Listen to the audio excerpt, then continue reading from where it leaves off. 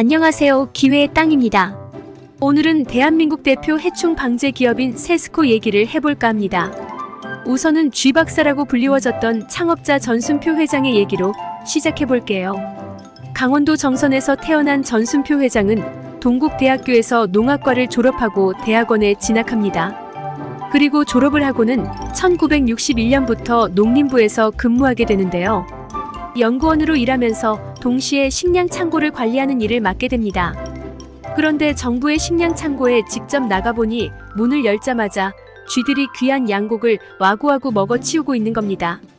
이에 놀란 전순표는 이 쥐들을 쫓아야 하는 게 아니냐고 했지만 현장 담당자들은 쫓아도 다시 올 뿐이라며 뾰족한 수가 없다고 고개를 절레절레 저었죠.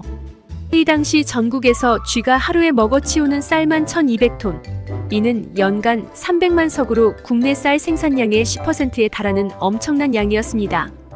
한국은 통일벼를 도입하는 등 쌀을 증산하려는 연구를 한창 진행하고 있었거든요. 전순표는 생각합니다.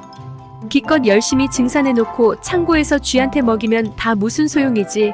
쥐를 잡는 게 곧 증산이다. 나부터 쥐를 연구해야겠다. 하지만 1960년대 국내에는 쥐를 다룬 연구자료도 별로 없었고 쥐약도 변변치 않았죠. 그때 때마침 영국에서 양곡 저장 피해 방지에 대한 연구를 할 국비 장학생을 모집합니다. 이때는 영국도 기후가 좋지 않아서 농사를 짓는 것보다 양곡을 보관하는 일에 더 많은 노력을 기울였고 쥐 잡는 방법도 발달해 있었는데요. 그래서 전순표는 장학생으로 합격해 영국으로 유학을 떠납니다. 그리고 2년간 공부하고 돌아와 농림부에 복귀하는데요. 이때 전순표가 만든 게 바로 전 국민의 쥐 잡는 날입니다. 한 달에 한 번씩 쥐 잡는 날을 정하고 쥐약을 놓고 하수구에 끓는 물도 붓고 있는데요. 그 당시 학교에서는 학생들한테 쥐꼬리를 가져오라는 숙제를 내고 그래서 쥐꼬리를 못 구한 학생들이 오징어 다리를 연탄가루에 비벼서 쥐꼬리처럼 만들어가는 해프닝도 있었다고 합니다. 또 전순표는 이때 농림부 연구원으로 국내 쥐들을 연구하는데요. 1971년부터 2년간 전국에서 3,000마리를 수집해서 한 마리 한 마리 체격을 측정하고 해부까지 합니다. 이 쥐가 무얼 먹었는지 임신을 했는지 등을 연구했고 한국산 쥐의 생태 및 방지에 관한 연구로 농학 박사 학위를 취득합니다. 우리나라 최초의 쥐 박사가 탄생한 거죠. 하지만 전순표 박사는 공무원이 할 수 있는 일의 한계를 체감합니다. 현장에서 쥐를 박멸하는 게 아니라 행정만 해야 했기 때문인데요. 그래서 공무원을 그만두고 1976년 국내 최초의 쥐잡이 회사를 설립합니다. 이게 바로 전 우주를 방지하겠다는 뜻의 전우방제 공업 주식회사입니다. 그런데 처음에는 식품 공장이나 큰 슈퍼마켓을 돌며 영업을 했지만 잘 안 됩니다. 100원이면 쥐약을 살 수 있는데 뭐하러 남한테 맡기냐는 거였죠. 그러던 중 여의도의 대형 쇼핑몰 한양쇼핑을 찾아가는데요. 꼭 실력을 보여주고 싶었던 전순표 회장은 3개월 안에 쥐가 없어지지 않으면 돈을 받지 않겠다고 장담합니다. 그런데 처음에는 쥐가 사라질 기미를 안 보였어요. 이전에 마구잡이로 투약했던 쥐약 때문에 쥐들이 약을 기피해 전우방제 회사가 놓은 쥐약을 먹지 않더랍니다. 그래서 전순표 회장은 기술과 지식을 총동원해 이 쇼핑몰에만 맞는 방법을 찾아내고 3달 만에 쥐는 모두 자취를 감췄죠. 게다가 이때 울산의 한 석유화학 공장에서 쥐가 일으킨 전기 합선 사건 때문에 100억 원대 피해를 입는 화재 사건이 발생합니다. 그러면서 기업들은 전우방제를 찾기 시작했죠. 또 1980년대에는 한국이 86 아시안게임, 88 서울올림픽, 대전 엑스포까지 국제행사를 연달아 유치했는데요. 당시 올림픽 조직위원회는 해충 방제에 대한 개념이 전혀 없었대요. 그래서 전순표 회장은 직접 조직위를 찾아가서 방제 작업의 필요성을 역설하고 외국인과 선수들이 묵는 숙소와 식당 등을 모두 방제하면서 깨끗한 한국의 모습을 보여주었죠. 그래서 우리나라는 쥐가 점점 더 보기 어려워졌는데요. 근데 또 사실 이때 생활 수준이 향상되고 대형 건물이 들어서면서 이렇게 쥐가 없어지기 시작했던 거죠. 그런데 국제 교류가 늘어나고 수입품이 많이 들어오면서 새로운 골칫거리가 생깁니다. 주인공은 바로 바선생, 바퀴벌레예요. 3억 5천만 년 전에 지구상에 나타난 바퀴벌레는 공룡도 멸종한 빙하기를 견뎌냈습니다. 서선생 쥐는 비교될 것도 아니었죠. 바퀴벌레의 종류만 3,500종, 이놈들이 모두 다 같은 음식만 먹는 게 아니라 의류, 페인트, 비누, 전기 제품의 절연체까지 모든 유기물을 먹어치우는데요. 위장만 4개가 있고요. 윗속에도 치아를 가지고 있는 놀라운 존재입니다. 근데 가장 무서운 사실은요. 바퀴벌레 한 마리가 1년에 4만 개의 알을 낳는다는 겁니다. 그래서 굉장히 번식이 빠른데요.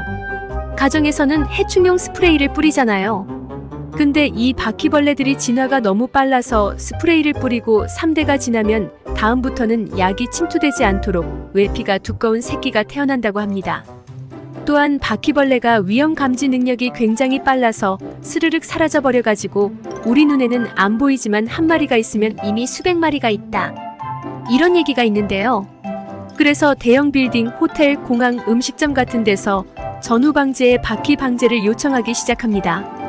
전후 방제는 80년대부터 바퀴벌레 방제를 준비해 왔는데요. 그 전까지 쥐는 새벽에 건물을 다 봉쇄하고 연기를 일으키는 연막을 치거나 약을 스프레이로 분사해서 잡았습니다. 근데 이 방식이 바퀴벌레에는 안 통하는 거예요. 그래서 어떻게 할까 하는데 이때 미국에 갓 나온 신제품을 가져와서 실험을 해보는데요. 짜놓으면 해충이 먹는 방식의 약제였습니다. 이 방식이 기존의 살충제와는 비교도 안 되게 효과가 탁월했는데요. 연막이나 스프레이 분무는 손님이 없는 야간에 해야 하지만 약제를 놓는 것은 언제든 할 수 있었습니다. 또 방역복을 입은 사람들이 작업을 하지 않아도 되고 독한 약을 묻히거나 들이마실 일도 없어졌죠. 그 결과 이직률도 낮아졌다고 합니다. 전후 방제는 처음에는 이 미국산 먹이약제 독점 공급권을 획득해서 바퀴 방제를 해나가는데요. 하지만 수입산이라 한계가 있었습니다. 이 시간이 지나면서 미국의 약제를 먹은 바퀴 중에 살아남는 돌연변이들이 생겨나기 시작한 거죠. 그래서 미국 회사에 이 바퀴에 맞는 약제를 새로 개발해달라 요청했지만 한번 보내면 깜깜무소식이었죠. 결국 전후 방제는 자체적으로 바퀴벌레 먹이약제 개발에 들어갑니다. 근데 이게 정말 쉬운 일이 아니라고 해요. 이게 같은 바퀴종이라고 해도 중식당에 사는 놈, 정육점에 사는 놈, 일식당에 사는 놈이 다르고요. 또 산란기에 먹는 거 봄, 여름, 가을, 겨울마다 먹는 입맛이 차이가 있다고 합니다. 그래서 연구원들 모두는 해충전속 요리사가 됩니다. 이 신선한 먹거리를 구하러 아침 일찍 경동시장에 나갈 정도였는데요. 정육점에 사는 놈에게는 고기 맛의 약재를, 라면 공장에 사는 놈에게는 라면 맛의 약재를 선사하기 위해 연구를 거듭합니다. 그 결과 전후 방제는 해충들의 맛집이 되었고 직접 개발해 식약처에 등록한 약재만 70여 가지 731종의 해충에 대한 방제 시스템을 보유하고 있다고 합니다. 이렇게 해서 시장을 석권한 전후 방제, 90년대에 들어서는 단지 쥐잡이 회사가 아니라 더 체계적으로 운영할 필요성을 느끼게 됩니다. 이때 등장한 사람이 바로 전찬혁 사장입니다. 전찬혁 씨가 대학생일 때 전후 방제는 지금에 비하면 규모가 작았습니다. 직원은 80명이고 7개의 지사를 가진 해충방제 회사였죠. 전찬혁은 대학에서 경영학을 전공하고 MBA를 준비하면서 아버지 회사에서 쥐와 바퀴를 잡는 아르바이트를 했다고 합니다. 자기가 사장 아들이라는 사실은 비밀로 한 거죠. 그런데 막상 일을 해보니 이 살충제가 너무 독해서 집에 오면 토를 했고요. 또 고객들은 해충 잡는 일을 한다며 무시를 했습니다. 공부 안 하면 저 아저씨처럼 된다. 그 아저씨가 된 거죠. 직원들은 일도 고되고 인정도 못 받으니 잦은 퇴사를 했습니다. 그래서 원래는 유학을 다녀와서 대기업에 취직할 생각이었거든요. 하지만 이 문제를 개선해보고 싶다는 꿈을 갖고 MBA에 다녀와 아버지 회사에 입사하게 됩니다. 이때 10년 후에는 회사를 세계 최고 수준으로 발전시키겠다. 이런 마음을 먹게 되는데요. 얼마 후 전후 방제는 창업 20주년을 맞아 회사의 사명부터 바꾸게 되니 이것이 바로 세스코입니다. 앞으로는 쥐나 바퀴뿐만 아니라 환경에 관련한 모든 곳에 진출하겠다라는 의지였죠. 전찬혁 사장은 회사에 있던 방제 작업을 다 매뉴얼화하고 서비스 표준을 정립합니다. 또 현장의 경험과 지식을 축적할 수 있는 IT 시스템을 구축하죠. 또 무엇보다 소독통을 들고 다니면서 벌레 잡는 아저씨들, 세스코맨의 이미지를 개선하기 시작하는데요. 이때 처음으로 TV 광고를 진행합니다. 무려 20억 원을 들여서 했다고 하는데요. 이때 세스코에 지면 광고 중에 이런 재미있는 문구가 있었습니다. 음식을 먹다가 바퀴벌레가 몇 마리 나왔을 때 가장 기분이 나쁠까요? 한입 베어 문식방에 붙어있는 바퀴벌레 사진 옆에 정답이 작게 적혀 있었는데요. 세스코 광고에 등장한 문구였죠. 바퀴벌레가 몇 마리 나왔을 때 가장 기분이 나쁠까? 정답은 반말이었습니다. 이런 광고에 대한 반응 어땠을까요? 처음에는 사람들이 무슨 해충 방제 회사가 광고까지 하냐며 TV 광고도 얼마 걸지도 못하고 징그럽다 이래 가지고 광고를 내리는 해프닝도 있었대요. 그래도 이런 광고 덕분인지 세스코에 대한 인식이 높아져 갑니다. 그리고 또 세스코맨의 유니폼도 멋진 옷으로 바꾸고 들고 다니는 장비도 무슨 007 가방에서 총을 꺼내듯이 멋있게 바꿔서 세스코맨들에 대한 인식도 개선하는데요. 이런 노력의 결과 세스코의 인기는 뜻밖의 곳에서 터지는데요. 바로 홈페이지 Q&A 게시판이었죠. 그러니까 2001년 8월 홈페이지를 설립한 지 1년밖에 안 됐는데 갑자기 서버가 다운됩니다. 하루에 30-40명에 불과하던 접속자가 하루 10만 명을 돌파한 건데요.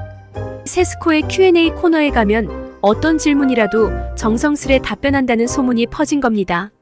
이 계기는 부산의 한 대학생이 호기심에 질문한 것을 자신의 학교 게시판에 공개한 건데요. 그게 유머 포털 사이트를 타고 퍼져나갔고 사람들이 엉뚱한 질문을 하러 몰려온 거죠. 어떤 질문이었냐 하면요. 식당에서 알탕을 먹다 국물에 빠진 바퀴를 먹었습니다. 혹시 바퀴알이 뱃속에서 부화지는 않을까요? 이런 질문에는요, 이런 답변이 달렸습니다. 괜찮습니다, 고객님. 달걀을 먹었다고 뱃속에서 병아리가 부화되지는 않습니다. 안심하셔도 됩니다. 이런 재치 있는 답변을 다셨고요. 또 어떤 분은 저희 집에 벌레가 한 마리 살아요. 삼수벌레라고 이번에도 만족할 만한 결과가 못 나올 것 같네요. 친구들은 벌써 군대 가고 3학년에 저만치 앞서가는데 저는 벌레마냥 집구석에서 뭐하고 있는지 모르겠습니다. 이것도 세스코에서 잡아주나요? 이러한 질문에도 정성껏 이런 답변을 달아주었죠. 저장식품 해충 중에 화랑공 나방이 있습니다. 요 녀석은 환경에 따라 유충기간이 2주에서 300일까지 조절할 수 있는데요. 나방이 된 후에는 다른 녀석들과 동일한 수명을 삽니다. 지금보다 조금 늦을 수 있지만 이후는 펄펄 날아갈 수 있다는 것을 반드시 기억하시길 바랍니다. 이렇게 감동적인 답글도 달렸습니다. 이때 연구소 담당자가 10명인데 하루 1000여 건에 달하는 질문이 쏟아져 퇴근도 못하면서 정성스럽게 답글을 달았다고 합니다. 이게 얼마나 인기가 있었냐면 인터넷에 팬클럽이 생길 정도였어요. 또 얼마 안 있어 세스코를 소재로 영화를 찍고 싶다는 제의까지 들어옵니다. 이 영화가 김정은, 김상경 주연의 네 남자의 로맨스로 세스코맨을 좋아하게 된 톱스타와의 삼각관계를 그린 영화로 120만 관객을 동원하게 됩니다. 이 답변을 정성스럽게 단 것만으로 20억 원의 TV 광고를 한 것보다 큰 효과를 얻은 거죠. 2002년 연매출 176억 원이었던 회사는 2021년 3,850억 원으로 20배 가까이 성장을 하면서 전찬혁 사장은 자신의 결심대로 작은 방제 회사를 중견기업으로 성장시킵니다. 그리고 이 세스코가 꼭 필요한 곳이 요식업 쪽이잖아요. 음식물 있는 곳에 해충은 반드시 있거든요. 이 사람이 좋아하는 음식을 바퀴도 좋아한다고 해요. 그래서 개발한 것이 있으니 이 스티커만 있으면 안심할 수 있습니다. 하고 만든 세스코 멤버스 존. 식당 출입문에 세스코 스티커 붙어있는 곳을 보면 좀 안심이 되잖아요. 어느 날 유명 설렁탕집이 세스코에 요청을 합니다. 여기는 평소에 전찬혁 사장의 단골집이기도 해서 현장 조사에 직접 참여하였는데요. 늦은 시각 현장에 도착한 전찬혁 사장은 경악합니다. 밤이 되니까 바닥이 바퀴벌레들의 회식 장소였던 거죠. 전찬혁 사장은 이 설렁탕집을 나오면서 고객 사뿐만 아니라 우리나라 전체를 해충 안심 공간으로 만들겠다는 목표를 갖게 됩니다. 적어도 일단 세스코 멤버스 존 스티커가 있는 곳만큼은 해충 없는 안전지대로 지키기로 한 거죠. 근데 처음에 고객들에게 이 스티커를 붙이겠다고 하니까 아니 뭐 이 집에서 해충 소문낼 일 있냐, 또 세스코 광고를 왜 우리 매장에서 하냐, 이런 반응을 보였습니다. 하지만 세스코 멤버스 존은 엄격한 기준을 이 기준에 부합하는 업소에만 마크를 붙여주었고요. 출입구, 벽면 카운터 등에 걸맞은 스티커를 만들어서 붙였습니다. 그랬더니 처음엔 이 스티커만 훔쳐가는 사람도 있었대요. 그래서 제거하기 어렵게 만들어야 했죠. 또 이 마크를 찍어서 인증하면 바로 자리에서 추첨해서 선물을 받는 이벤트도 했는데요. 그 결과 4년 만에 95%의 시민들이 세스코 멤버스 존을 알게 됐다고 합니다. 그러자 세스코 멤버스 존은 공항, 대형, 빌딩, 호텔, 백화점, 식당까지 앞다투어 신청을 하게 됐죠. 그리고 이후 세스코가 일찍이 대응해온 게 있으니 바로 바이러스와 박테리아라고 해요. 2000년대 초반부터 바이러스 박테리아의 위험성을 대비해 왔는데요. 처음에는 엘리베이터, 공중화장실 등의 공공장소의 오염도를 줄이는 방법을 찾고 있었습니다. 공기 중에 항균 물질을 분사하는 기계를 연구 개발하고 있었는데요. 그러던 와중에 2003년에 사스가 터집니다. 사스는 전혀 백신이나 예방약이 없었기 때문에 개인 위생을 철저히 하는 수밖에 없었죠. 세스코는 이때 연구 개발하던 분사기에 항세균성 약제를 넣어서 공공기관의 위생 의뢰에 대응했습니다. 또 2009년에는 멕시코에서 발원한 신종플루가 찾아왔죠. 이때도 세스코는 공간 방향 살균기, 거품 손 세정기, 손 소독기를 설치하면서 항세균 서비스를 바로 제공했는데요. 이를 계기로 2015년에는 바이러스, 박테리아 살균 전문 프로그램을 따로 선보일 정도였죠. 또 메르스와 코로나 때는 혼란이 더 컸지만 이미 준비가 된 상황이었습니다. 그래서 병원, 공공장소 등 바이러스의 최전선에 투입돼서 방역 작업을 해나갔고 공중위생에 많은 역할을 하죠.